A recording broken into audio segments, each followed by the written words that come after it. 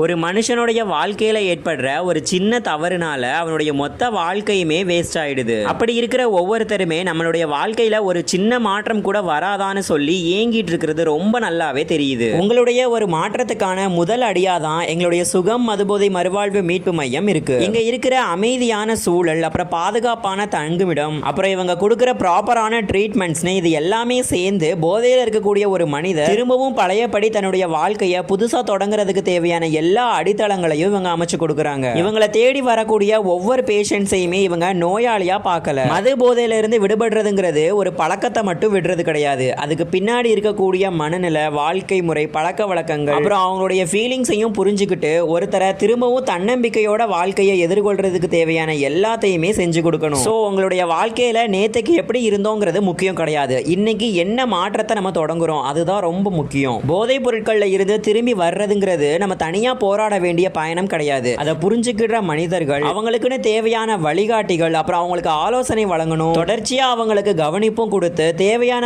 ஆதரவும் கொடுக்கணும். இவ்வளவும் செய்யும் போது ஒரு மனிதர் சீக்கிரமாவே ரெக்கவர் ஆகிறதுக்கான சான்ஸும் இருக்கு. உங்க குடும்பத்துல இருந்து யாராவது ஒருத்தர் மது போதையினால பாதிக்கப்பட்டிருந்தாங்கன்னா அவங்கள தாமதிக்காம சரியான வழிகாட்டுதலை நாடுங்க. அதுக்காக தான் எங்களுடைய சுகம் மதுபோதை மறுவாழ்வு மீட்பு மையம் இருக்காங்க. அப்புறம் இன்னும் ஏன் யோசிக்கிறீங்க? இதை பத்தின மேலும் தகவல்களை தெரிஞ்சுக்கிறதுக்கு ஸ்கிரீன்ல தெரியுற இந்த நம்பரை கான்டாக்ட் பண்ணிக்கோங்க.